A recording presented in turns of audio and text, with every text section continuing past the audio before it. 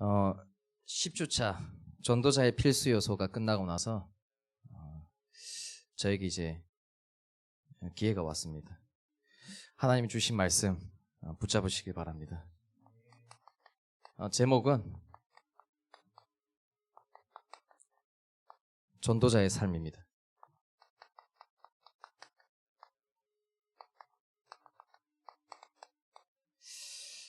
찬양 부르면서 깨달았습니다. 하나님의 은혜 아니면은 살아갈 수가 없습니다. 하나님의 은혜를 안 입었더라면은 어떻게 살아갔을까? 정말 지옥 같은 삶을 살지 않았을까? 더 중요한 것은 저는 하나님의 은혜 안 입었으면은 지금 이 세상에 없을 수도 있습니다.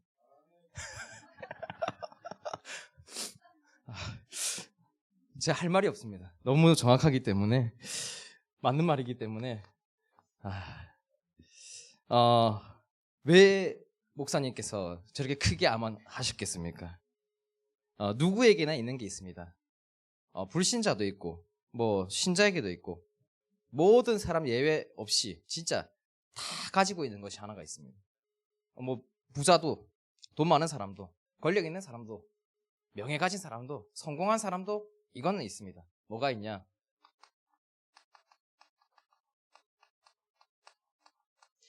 영적 문제 없는 사람은 없습니다. 구원받은 신자에게도 이 영적 문제는 있습니다. 영적 문제가 뭡니까? 나는 그러고 싶지 않은데 그렇게 되는 겁니다. 그게 영적 문제인 겁니다. 후대들이라고, 랩런트들이라고 매일 게임 하고 싶겠습니까?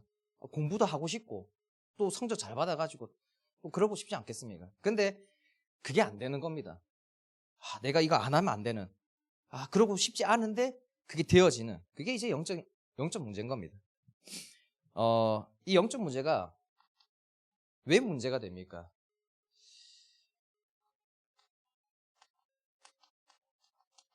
오래된 문제이기 때문입니다. 이게 얼마나 오래됐냐? 창세기 3장 때부터 시작된 그 영적인 문제가 가정과 가문을 통해서 지금까지 계속해서 대물림 돼서 온 게 영적 문제인 겁니다. 이 가정의 영적 문제 있지, 가문에 있지, 또 개인의 영적 문제 있지. 이 다 짬뽕 돼가지고 인간들은 살아가는 겁니다. 이 오래된 문제를 해결해 보려고 무슨 수를 써서라도 해결해 보려고 하지 않습니까? 근데 이게 얼마나 오래됐습니까?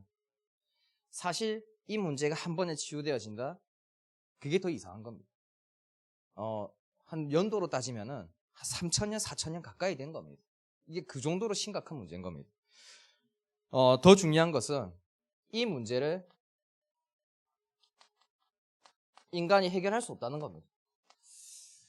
우리가 해결할 수 있으면 얼마나 좋겠습니까? 이 영적인 문제를 우리가 해결할 수 있으면 얼마나 좋겠습니까? 그런데 육신의 몸을 입고 있는 우리는 이 영적인 문제를 절대로 해결할 수가 없습니다. 왜 해결할 수 없습니까? 요한복음 8장 44절에 너희는 너희 아비 마귀에게서 났으니 너희 아비의 욕심 따라 너희도 행하고자 하느니라. 이게 영적 문제인 겁니다. 내가 그러고 싶지 않은데 너희 아비의 그 욕심을 따라 너희도 행하는, 내 마음대로 안 되는, 아는데 안 되는 것이 영적인 문제인 겁니다. 그래서 에베소서 2장 2절에서 3절에 육체의 욕심을 따라, 그리고 육체와 마음에 원하는 것을 하여, 전부 다 내가 원하는 대로, 내가 생각하는 대로 그렇게 안 되면은 또 화가 나는 겁니다. 내가 이렇게 되고 싶은데 이래도 안 되면은 화가 나는 겁니다. 그것조차 영적인 문제. 세상 사람들은 그렇게 말합니다. 분노 조절 장애라고. 사실은 영적인 문제 속에서 오는 거지. 그 분노 조절 왜 못합니까? 못하게 만드는 존재가 있다는 겁니다. 그래서 사람의 의지, 노력, 열심으로는 절대로 해결이 안 되는 문제가 이 영적인 문제인 겁니다. 아까 전에 욕심을 따라서 행한다고 했는데 불교에서는 뭐라고 합니까? 욕심 버리면 된다. 그런데 중요한 것은 뭡니까?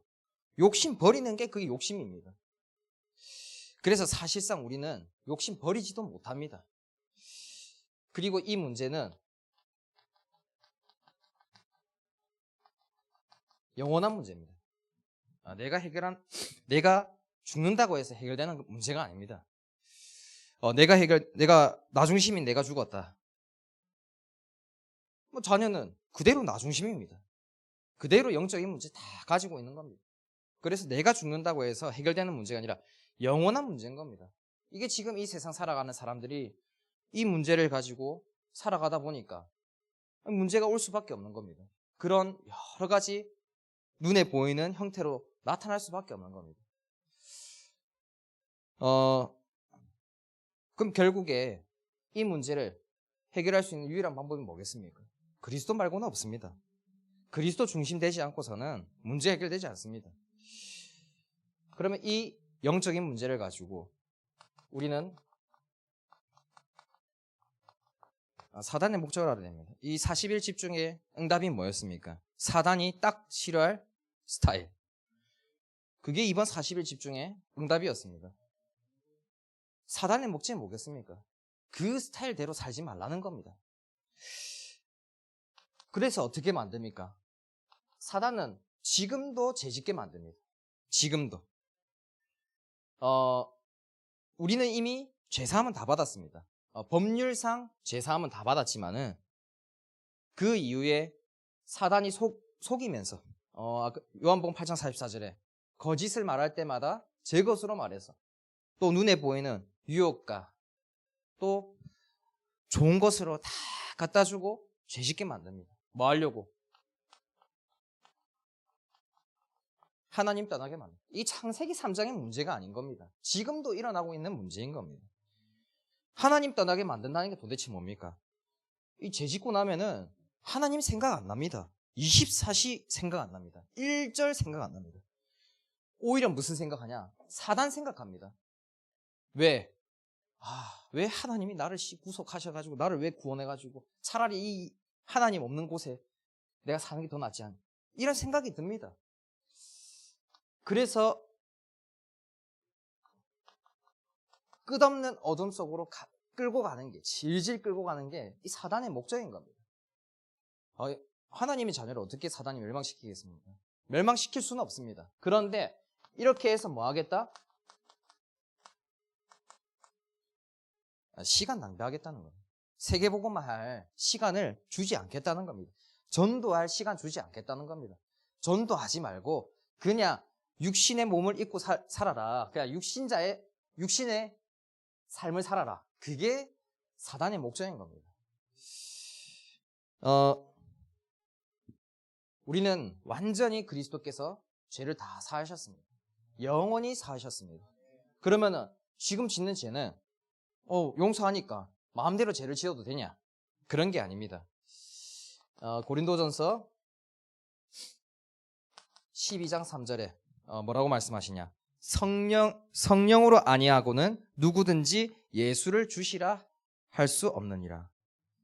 진짜 구원받은 자, 내 안에 성령님이 내주하고 계신다라는 것을 믿는 분은, 그걸 실제로 인정하는 분은 예수를 주라고 인정할 수 있습니다. 그런데 구원받은 하나님의 자녀도 예수를 주라고 시인 안 하는 사람들이 많습니다. 부인하는 사람들이 많습니다. 그게 삶 속에서 다 나타나지 않습니까? 내가 주인 되어가지고 살아가는 사람들 많습니다. 또 오늘 제목처럼 될 거라는 것을 믿어야 됩니다. 그래야지 이 죄 가운데서 빠져나올 수가 있는 겁니다. 저는 예전에 이제 목사님이 보혈 찬송 불러라. 근데 이제 온 지 얼마 안 됐으니까 보혈 찬송 부르면 뭔가 달라질 게 있냐? 전혀 몰랐습니다. 근데 보혈 찬송 부르는 이유가 뭐냐? 우리는 한 주간 살아가면서 얼마나 많은 죄를 짓고 오겠습니까? 근데 사실 그리스도께서 모든 죄를 다 사하셨지만은 우리는 그렇지 않습니다. 또 죄 지어가지고 사단이 그걸 가지고 참소해가지고 네 죄책감 들게 만들고 네가 그러고도 하나님의 자녀냐? 근데 와서 보혈 찬송 들으면서 그 은혜 받으면서 또 내 죄를 다 씻어주시는구나.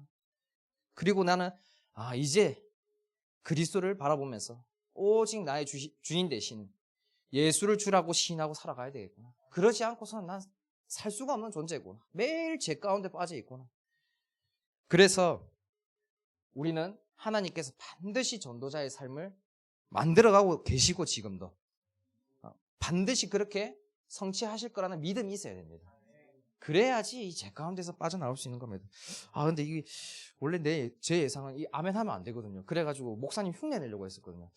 이게 오늘 이거 이렇게 얘기하면 아멘 안 해야 되는데 이거 따라하려고 했었는데 너무 아멘 하시길래 지금 순간 놀랐습니다. 지금 분명히 원고에는 이 아멘 하면 안 된다고 이 너무 믿음이 좋으셔가지고 그래서 빌립보서 1장 6절에 뭐라고 하십니까? 너희 안에서 착한 일을 시작하시니까 그리스도 예수의 날까지 이루실 것을 우리는 확신하노라.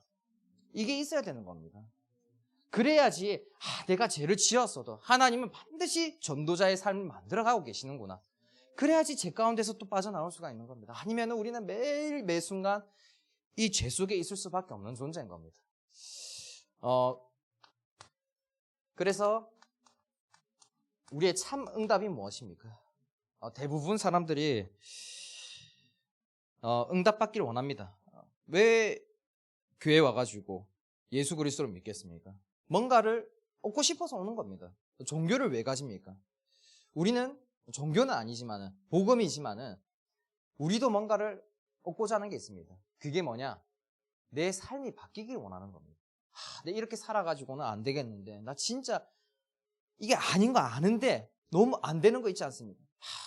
그럼 과연 어떻게 사는 게 맞냐? 다들 이 전도자의 삶을 살기 원해서 이 성전에 나온 겁니다. 이건 좀 이제 아멘이 좀 적은 것 같습니다. 자, 그래서 참 응답이 뭐냐? 오직 그리스도가 응답입니다. 사실 우리가 얻어봤자 그럼 뭐가 득이 되겠습니까? 우리가 뭔가 부와 기가 하나님께 다 있기 때문에 다 주시겠지만은 그게 사실 없어도 진짜 응답이 뭐겠습니까?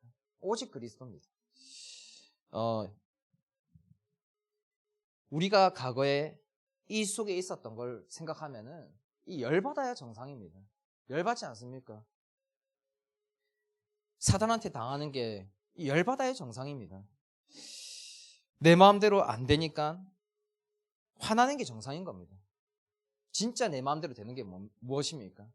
오직 그리스도께서 내 주가 되셔서 나의 주인 되셔가지고 나를 다스리시고 통치하시는 게 진짜 응답이지 않습니까? 요 속에서 사단한테 종노릇하고 노예로 살아간다? 그것보다 화나는 게 어디 있겠습니까? 왜 하나님의 자녀가 당해야 됩니까? 하나님께서는 깨달으라는 겁니다. 당한 만큼 그리스도 아니면 안 되는구나. 결론이 나게 돼 있습니다. 더 중요한 것은 당하지 않고 깨닫는 게 제일 중요한 겁니다. 그러니까 그 제자들이 다 모여 있을 때 너는 나를 보고도 왜 믿지 못하느냐? 보지 않고도 믿는 자에게는 큰 응답과 축복이 있다고 하셨습니다.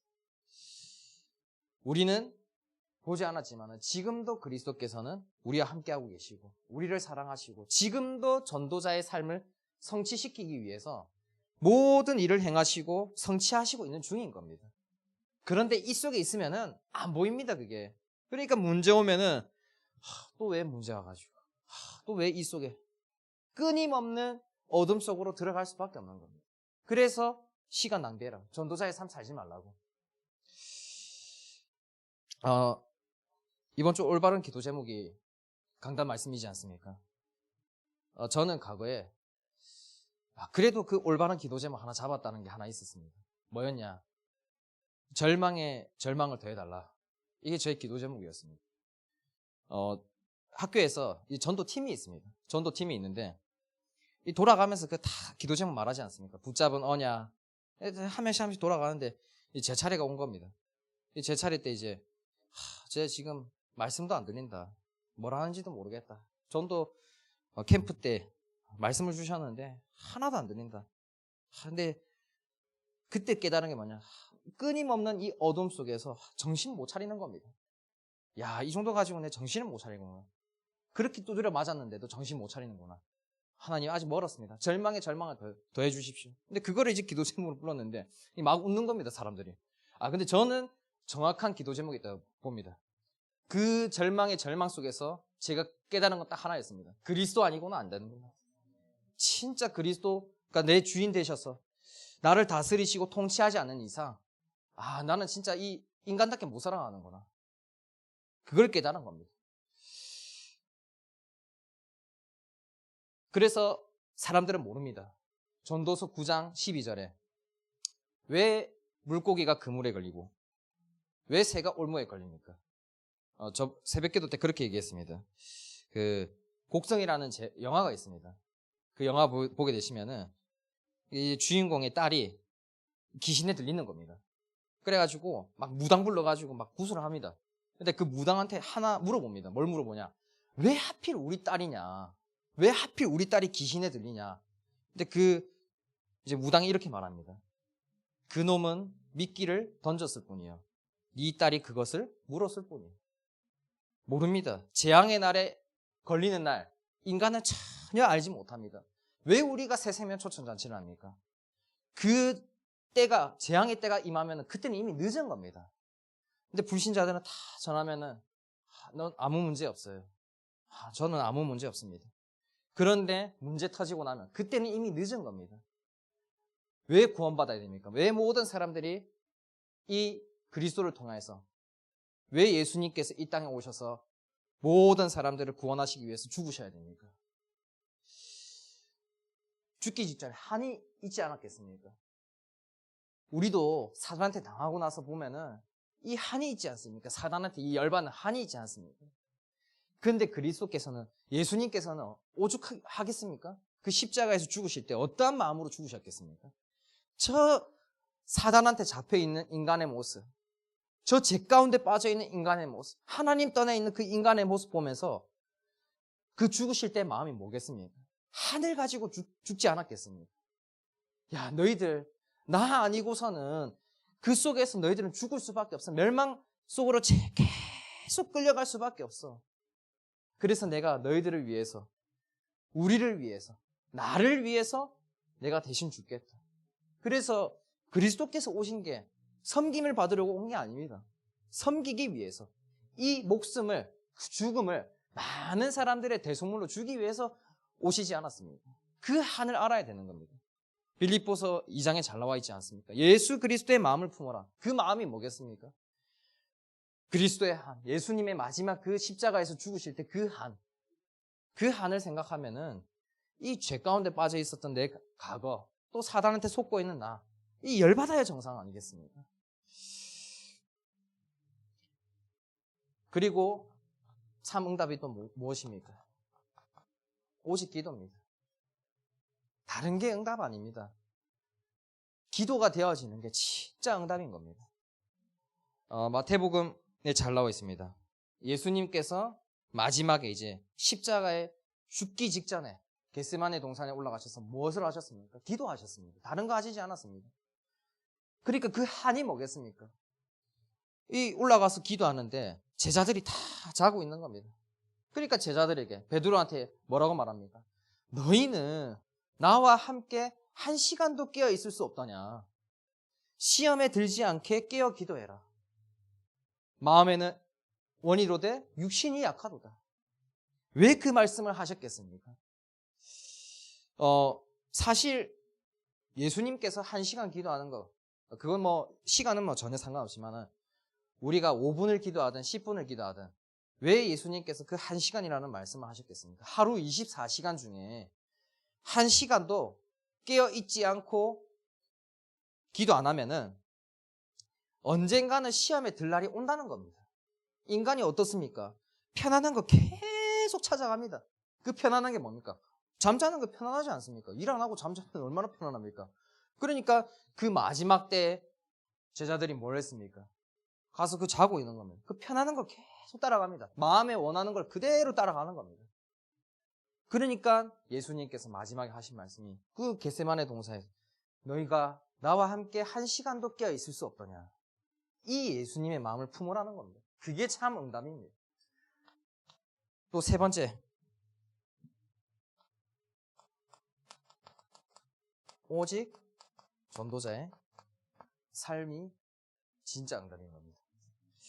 우리는 죽는 그날까지 육신적인 삶을 살아갈 수밖에 없습니다.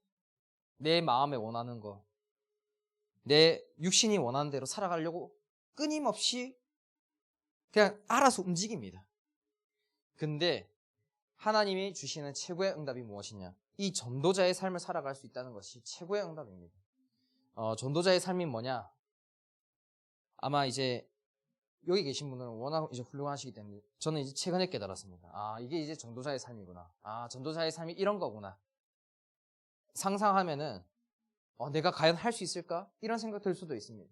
그런데 진짜 지금도 하나님이 왜 일을 만드시고 왜 문제 주시고 성취해 가시냐? 전부 다 전도자의 삶을 살아가도록 만드시는 겁니다. 문제 주시는 게 아닙니다. 문제가 없으면은 그리스도 바라보지도 않고 기도하지도 않고 그러니까 이 전도자의 삶을 살아가지 못하도록 계속해서 사단이 그 문제 속에 빠지게 만드니까 하나님이 문제 줘서라도 하나님을 바라보게 만드시고 그리고 전도자의 삶을 살아가게 만드시려고 지금도 일을 행하시고 그것을 만들어서 성취하고 계신 겁니다.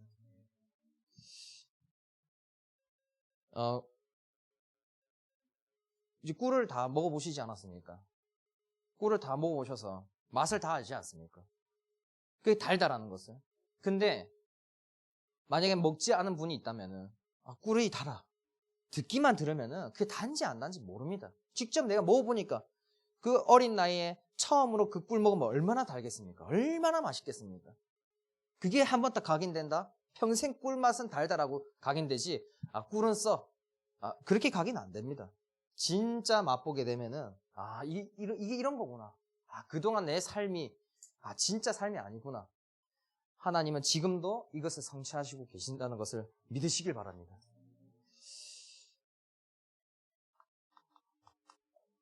자, 그러면은 전도자의 삶이 무엇이냐? 첫 번째,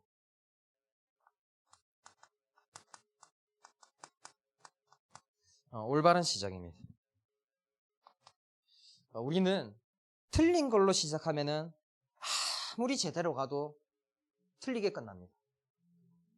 그런데 올바르게 시작하면은 30배, 60배, 100배의 열매를 맺을 수밖에 없고 주님께서, 하나님께서 맺게 하십니다. 그래서 올바른 시작이 무엇이냐? 우리가 대부분 신앙생활 하면서 다른 데 관심이 많습니다. 내 지금 당장에 여기에, 당장 요거 회복되는 거예요. 당장 요거에. 성경에 보게 되시면은, 요한복음 21장 19절에서 23절에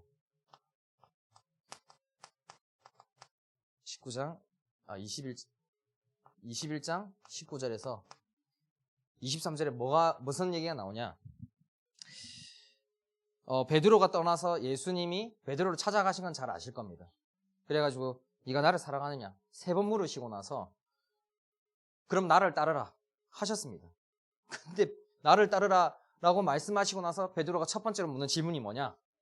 주님, 이 사람 어떻게 될 것 같습니까? 그 사람이 누구냐? 예수님을 팔 사람이 누구냐고 물었던 사람. 그 사람은 어떻게 될 것 같냐? 요걸 물어봅니다. 베드로는 다른 거에 관심이 있는 겁니다. 정작 예수님한테 관심이 있는 게 아니라 이 예수님을 팔 사람이 누구냐고 물어봤던 사람. 그 사람이 어떻게 될 거냐고 또 물어봅니다. 그러니까 예수님이 뭐라고 말씀하시냐? 내가 올 때까지 그를 머물게 하고자 할지라도 이게 무슨 상관이냐? 너는 나를 따르라. 그러니까 이걸 듣고 또 어떻게 해석하냐? 사람들이 주님이 예수님께서 죽이지 않겠다고 하셨다. 그런데 그 성경에 보게 되시면은 예수의 말씀은 그가 죽지 않겠다 하신 것이 아니라 예수님께서 이렇게 말씀하십니다. 내가 올 때까지 그를 머무게 하고자 할지라도 내게 무슨 상관이냐? 그 상관없다는 겁니다. 그런데 이 신앙생활하면서 다른 데 관심 있는 사람들이 많습니다. 그 가룟 유다가 이제 예수 팔 생각이 이제 들어오고 나서 예수님께서 말씀하시지 않습니까? 나를 팔 사람이 있을 거다. 그러니까 전부 다 뭘 물어봅니까? 예수님 왜 죽으십니까? 왜 십자가에서 죽으셔야 됩니까? 그걸 물어보는 사람 단 한 명도 없었습니다. 전부 다 왜 그걸 팔 사람, 예수님을 팔 사람이 누구냐? 거기에 다 관심이 있는 겁니다. 그리고 오늘 사도행전 1장 8절 그 위에 보게 되시면은 잘 아시지 않습니까? 사도행전 1장 6절에 이 나라가 회복하심이 이때니까 또 물어봅니다. 정작 예수님에 대해서는 관심 없고 이 나라가 회복되는 거, 내 인생이 회복되는 거, 내 이 가정이, 내 직장이, 내 삶이 여기에 관심 있지 예수님께 관심 없습니다. 예수님은 마태복음 16장 16절에 잘 나옵니다. 주는 그리스도시요 살아계신 하나님의 아들이십니다. 이게 무슨 뜻입니까? 지옥 같은 삶을 살았어야 되는데 지옥 같은 삶 속에서 진짜 고통받고 죽었어야 되는 우리를 건지신 그리스도, 새로운 살 길을 열어주신 그리스도, 창세기 3장 이후로 이 전달된 이 오래된 문제를 완전히 해결하신 그리스도, 사단에게 빼앗긴 모든 것을 되찾아오신 그리스도인 겁니다. 그 그리스도께서 우리의 주인 되셔서 우리를 다스려 주겠다는 겁니다. 얼마나 감사합니까? 그래서 회복하시려고 하는 게 뭐냐? 창세기 1장 27절, 28절 하나님이 만드신 나를 회복하겠다는 겁니다. 그게 진짜 나의 모습인 겁니다. 사실 전도자의 삶이라고 하면은 내가 전도도 해야 되고 막 24시 막 이렇게 해야 될 것 같아. 그게 아닙니다. 하나님이 창조하신 나. 그게 진짜 응답인 겁니다. 전부 다 지금 세상 살아가는 사람들의 모습이 어떤 모습입니까? 사단이 만들어 놓은 모습으로 다 살아가는 겁니다. 그게 맞는지 틀린지도 모르고 살아가는 겁니다. 진짜 응답은 올바른 신앙생활 속에서 나오는 겁니다. 그래서 내가 어디에 관심 있는지를 한번 좀 점검해 봐야 됩니다. 나는 진짜 예수님을 사랑하는가? 예수님이 지금도 찾아오셔서 물어보신다면은 진짜 진심으로 거짓 하나 없이 나는 예수님을 사랑합니다. 그렇게 고백할 수 있는지 점검해 봐야 됩니다. 그래야지 올바른 신앙생활이 시작되고 그 속에서 참 응답이 오는 겁니다. 올바른 응답이 오는 겁니다.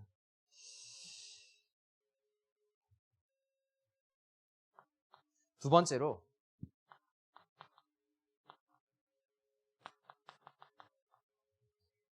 답 속에 있냐, 문제 속에 있냐, 사단 속에 있냐, 하나님 속에 있냐, 죄 속에 있냐, 의 속에 있냐.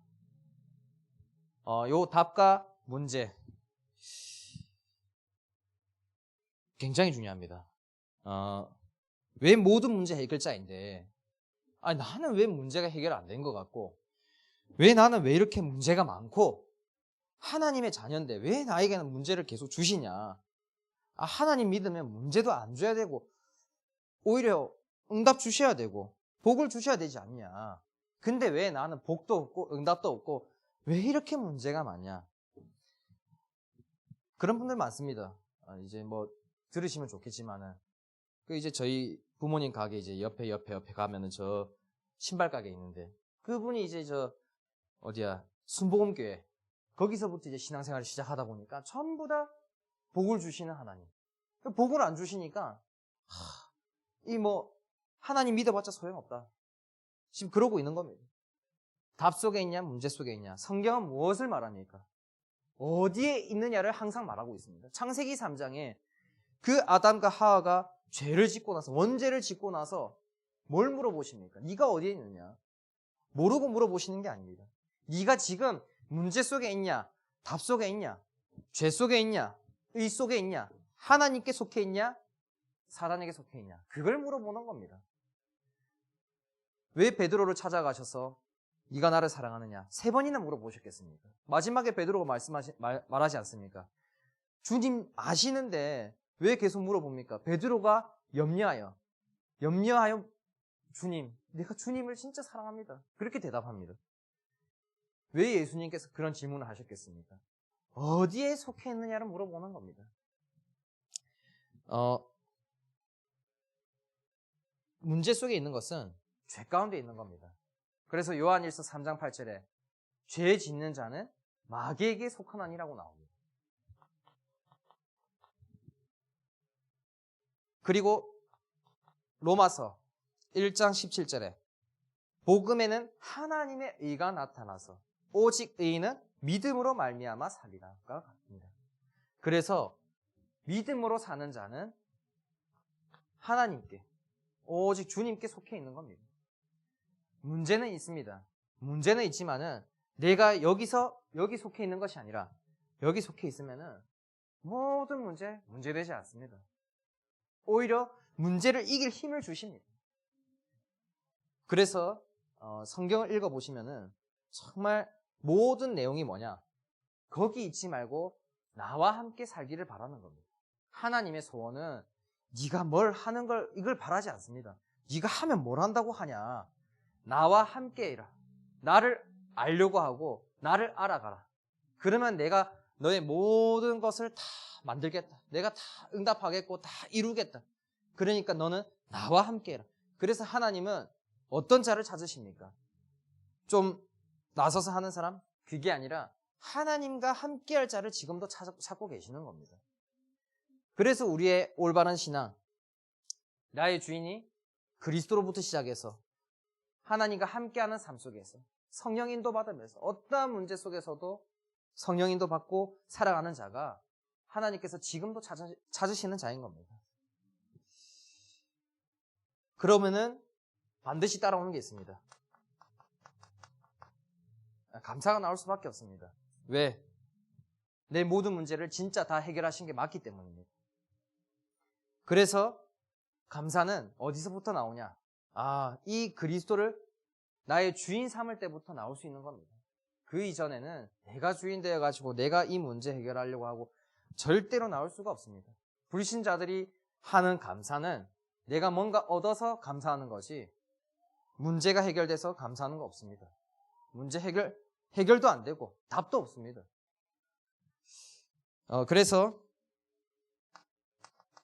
데살로니가 전서 5장 16절에서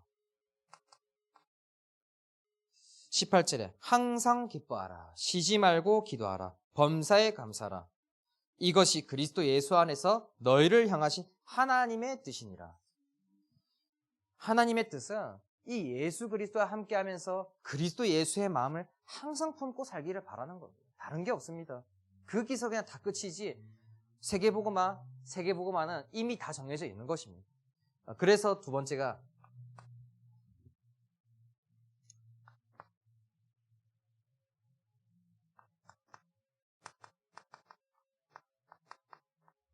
올바른 여정을 가야 되는 겁니다.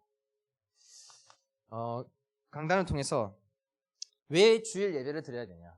한 주간 우리가 살아가기 위해서 나는 살 수 없지만 하나님이 주시는 능력으로, 하나님이 주시는 은혜로, 언약으로 살아가고자 하는 신앙 고백이 예배라고 했습니다. 그래서 예배를 통해서 정말 은혜 받는 것을 사모하셔야 됩니다. 죄 가운데 빠져 있을수록, 어둠 속에 있을수록 예배는 무조건 나와야 되는 겁니다. 제가 하나님께 응답받은 게 뭐였냐? 이 철판 깔고 잘 나옵니다, 저는. 죄 짓고도 철판 깔고 잘 나옵니다. 왜? 살아야 되지 않겠습니까? 그 수많은 그 죄 속에서도 살고자 하는 갈급함이 있었습니다. 그러니까 예배 안 나오고는 살 수가 없는 겁니다. 지금 그때 죄 가운데 빠져서 끊임없는 그 어둠 속에 예배를 떠났다. 어떻게 되겠습니까? 그래서 예배는 아무것도 안 일어나는 것처럼 보이지만은 정말 이 예배 속에서 모든 것을 하나님 다 행하시고 일을 만드시고 또 성취하시고 계시고 눈에 보이지 않는 모든 일이 일어나는 시간이 예배 시간인 겁니다. 그래서 왜 이스라엘 백성들이 광야 생활을 시작할 때 처음으로 하신 말씀이 뭐냐? 너희들 성막 지어라. 왜 성막을 지어야 됩니까? 이 광야 생활하면서 그냥 지내는 것만 해도 힘든데 왜 성막을 지어야 됩니까? 가나안 들어가는 거는 이미 정해져 있습니다. 가나안 정복하는 거는 이미 정해져 있습니다. 그런데 하나님은 그 광야 생활 동안에 성막 지으시고 성막에서 예배 드리고 나서 뭘 주셨냐? 만나를 주셨습니다. 딱 일용할 양식을 주셨습니다. 그때마다 필요한 걸 딱 주셨습니다. 왜 우리가 살아가는 게 쉽지가 않지 않습니까? 강야 생활 힘든 게 맞습니다. 하루하루 살아가는 것도 힘든 게 많습니다. 근데 왜 우리가 예배를 드려야 됩니까? 이 시간에 집에 가서 자고 일 마쳤습니까? 자는 게 더 나을 수도 있는데 왜 예배를 드려야 됩니까? 세계복음화는 정해져 있지만은 예배를 통해서 하나님은 그때마다 주시는 은혜가 있는 겁니다. 그 돕는 은혜, 그 은혜 받는 것을 사모해야 되는 겁니다. 그래서 히브리서 4장 16절에 그러므로 우리는 긍휼하심을 받고 때를 따라 돕는 은혜를 얻기 위하여 은혜의 보좌 앞에 담대히 나아갈 것이니라. 어떠한 상황 속에서도 내 상태, 내 컨디션 전혀 상관없이 오시면은 하나님은 그 모든 것을 아시고 힘주시고 모든 상태를 다 회복시키게 만드십니다. 그리고 올바른 여정 속에서 우리가 기도의 응답을 받아야 됩니다. 기도가 아까 전에도 말씀드렸다시피 마태복음 26장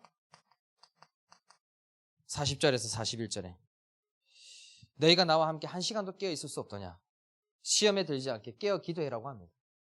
왜 우리가 기도해야 됩니까?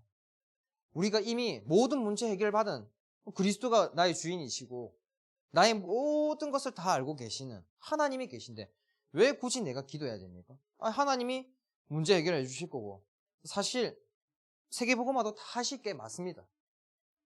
근데 왜 기도해야 되겠습니까? 아까 전에 말했다시피 한 시간도 깨어있지 않으면은 시험에 들 일이 있기 때문입니다. 지금도 사단 마귀는 어떻게 해서든 사람을 멸망으로 끌고 가려고 합니다. 이거는 구원받은 하나님의 자녀도 똑같습니다. 멸망은 못 시키지만은 이 삶을 사지 못하도록 이 체질 갖추지 못하도록 계속해서 공격합니다. 그래서 당할 때마다 생각하셔야 되는 게 뭐냐? 이 열받아야 정상인 겁니다. 사단한테 당하고 내가 왜 당했지? 그게 아닙니다. 내가 또 당했네. 이 새끼들 내가 그리스도 붙잡고 내가 한번 더 은혜 속으로 들어가면 되는 겁니다. 그래서 그 은혜 받는 시간이 뭡니까? 기도인 겁니다. 기도 아니고서는 요 속에 항상 빠져 있을 수밖에 없는 겁니다. 그래서 기도를 통해서 항상 답을 얻고 하나님이 주시는 은혜 가지고 믿음으로 살아가는 게 그 우리 의인 아니겠습니까? 세 번째가 전도입니다. 왜 전도를 해야 되냐? 현장의 모든 답이 다 있기 때문입니다. 사실 저는 메시지를 전할 만한 증거가 없습니다. 전부 다 이제 개인, 저를 두고 이제 받았던 응답들을 전달합니다. 그래서 제가 조금 부족한 게 있을 수 있습니다. 뭐가 있냐? 하나님의 사랑 속에서 깨달아서 메시지를 전달하는 것보다 좀 두드려 맞고 전달하는 게 많을 수 있습니다. 그래서 너희들 안 믿으면은 두드려 맞는다. 그런 무서운 하나님일 수도 있습니다. 근데 왜 현장을 가봐야 되냐? 현장 속에서 그리스도 전했을 뿐인데 그 생명이 살아나고 그 사람이 기뻐서 이게 그리스도 들으면은 누구든지 복음 들으면 다 살아나는구나. 하나님의 이게 사랑이구나. 생명이구나. 그걸 현장에서 체험하면은 어떤 메시지가 전달되어지냐? 하나님의 사랑이 전달되는 겁니다. 그래서 우리가 현장 속에서 모든 것을 다 체험해야 되는 이유가 고린도전서 1장 21절에 하나님의 지혜에 있어서는 이 세상이 자기 지혜로 하나님을 알지 못한다고 나와 있습니다. 내 지혜로 하나님의 지혜를 알 수가 없다고 나와 있습니다.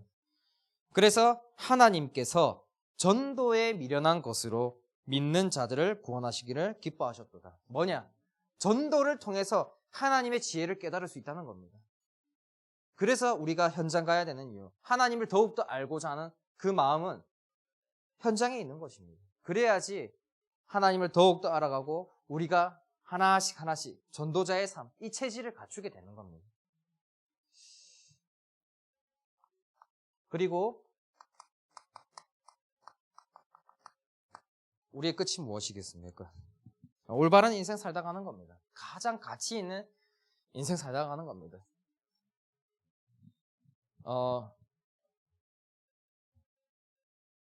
어제 이제 목사님과 또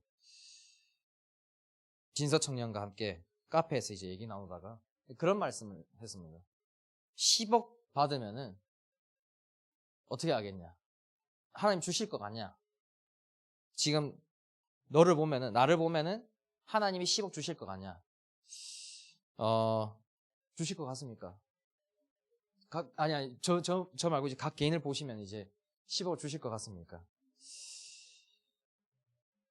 저는 예전에 목사님이 10억을 갖다 줘도, 야, 이 구원 받은 이 하나님의 자녀의 신분을 바꿀 수는 없다. 절대 양보할 수 없다. 그 말 들었을 때, 10억이면 조금, 가능할 것 같은데 싶었습니다. 근데 진짜 올바른 인생이 뭡니까? 진짜 가치가 뭡니까? 이 복음 가지고 전도자의 삶 살다 가는 게 가장 가치 있는 인생인 겁니다. 성경의 렘넌트 7명들, 또 모세가 마지막에 죽을 때 어떤 마음으로 죽었겠습니까? 어떤 한을 가지고 마지막 이스라엘 백성들에게 전했던 말들이 뭐겠습니까? 이 모세오경 썼던 그 한이 뭐겠습니까? 마지막에 신명기를 썼을 때 가나안 땅을 눈앞에 두고 자기는 이제 못 들어갑니다. 근데 이 이스라엘 백성들, 후대들 딱 보고 어떤 한이 있겠습니까? 정말 한이 있지 않겠습니까? 너희들 거기 들어가서도 하나님과 함께해라. 너희들 하나님과 영원히 함께해라. 항상 함께하고 24시간 함께해라. 그러지 않고서는 안 된다. 과거에 하나님께서 다 그렇게 인도해 오셨다. 그걸 전달하고 싶지 않았겠습니까? 그러니까 모세는 어떠한 인생입니까? 120세에 죽었지만은 기력이 하나도 떨어지지 않았습니다. 눈이 날카로운 그 눈매로 그대로 갔습니다. 사실상 사명을 다하고 간 거지 늙어서 몸이 아파가지고 간 사람이 아니었습니다. 또 이번 본문에 저번 주 다윗이 죽을 때 아들 솔로몬에게 뭐라고 말합니까? 너는 힘써 대장부가 되라고 했습니다. 그게 도대체 뭐겠습니까? 내가 내 과거 하나님과 함께 했더니 다 이렇게 하셨다. 너도 함께 하길 바란다. 영적 대장부가 되길 바란다. 하나님의 뜻을 품고 예수 그리스도의 마음을 품고 살아가길 바란다. 그게 다윗의 마지막 유언이었습니다. 또 베드로도 있지만은 바울도 순교를 당할 때 어떤 마음으로 갔겠습니까? 한이 있지 않겠습니까? 이때까지 세웠던 모든 교회의 성도들, 그 지역의 성도들 두고 어떤 마음으로 갔겠습니까? 나는 순교하지만은 나를 통해서 너희들이 내가 전했던 그 복음, 예수 그리스도, 그 그리스도의 말씀, 그것만 하나가 각인되길 바라지 않았겠습니까? 바울이 염려했던 것 딱 하나였습니다. 교회가 또 과거로 돌아갈까 봐. 그거 말고 염려한 게 없었습니다. 그러니까 바울은 이 성도들이 하나님과 영원히 함께하길 바랬던 겁니다. 모든 성경에 나오는 선지자들, 또 제사장들, 또 왕들, 진짜 올바른 시작했던 인물들은 다 그런 고백하고 갔습니다. 우리가 단 한 번뿐인 인생입니다. 히브리서 9장 27절에 한 번 죽는 것은 정해진 것이요. 그 이후에는 심판이 있습니다. 한 번밖에 없습니다. 단 한 번뿐인 인생에 어떤 인생에 가장 가치 있겠습니까? 후대에게 뭘 전달하고 하는 게 가장 가치 있겠습니까? 너도 하나님과 함께 하길 바란다. 왜? 내 과거, 모든 인생, 하나님과 함께 했더니 다 이렇게 해오셨다. 너도 그러길 바란다. 그게 마지막 유언이지 않겠습니까? 성경에 나오는 이 모세, 다윗, 바울과 같은 응답 받으시길 바랍니다. 결론입니다.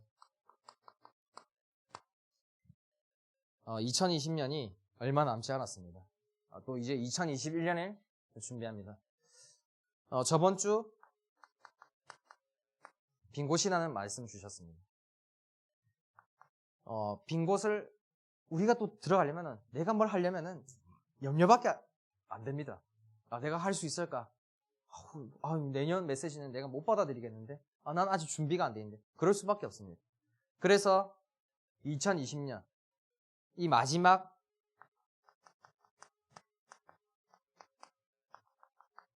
갱신이 있어야 되는 겁니다.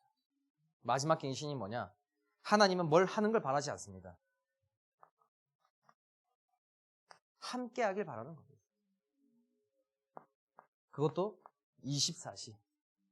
24시 함께 하는 게 하나님의 마지막 갱신입니다. 그리고 우리는 이 사도행전 1장 8절 말씀처럼 오직 성령이 임하면 권능받고 땅끝까지 내 증인이 되리라고 하셨습니다. 개인화되지 않으면 사실 살아남을 수가 없습니다. 개인화를 두고 또 이제 12월 달부터 교사 지원서 내신 분들과 함께 교사 훈련을 받습니다. 3가지가 있습니다. 강단 메시지를 가지고 기도하고 기도문 작성해서 매일 살아가는 것. 그리고 사모늘이 있습니다. 오늘의 말씀, 오늘의 기도, 오늘의 전도. 그리고 3번째가 구원의 길입니다. 내가 그리스도를 안다고 생각하지만은 남에게 전하지 못하는 것은 아는 게 아닙니다. 수학을 가르치면서도 내가 알지 못하면은 가르칠 수가 없습니다. 내가 정확하게 알고 있어야지 그걸 전달할 수 있는 겁니다. 그래서 구원의 길도 하면서 이 개인화 준비해서 빈곳 들어가는 겁니다.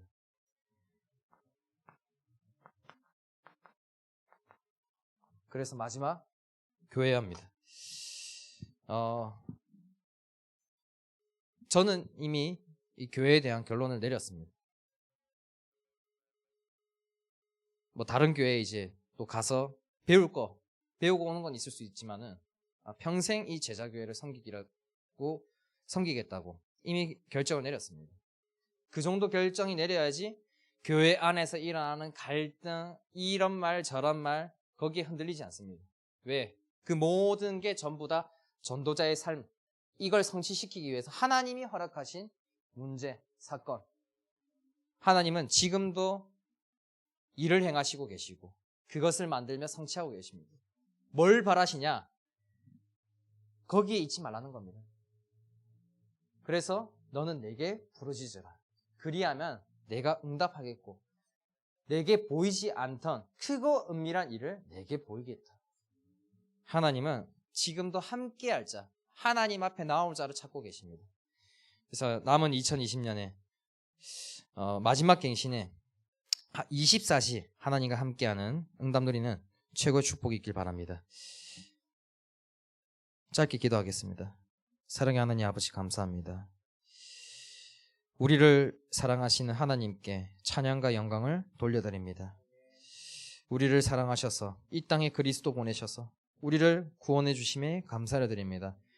이제는 나와 함께 해달라는 틀린 기도 제목 버리고 내가 하나님과 함께 하겠다는 24시 함께 하겠다는 올바른 기도 제목 붙잡고 하나님께서 반드시 성취할 전도자의 삶, 체질을 갖추게 하여 주시옵소서.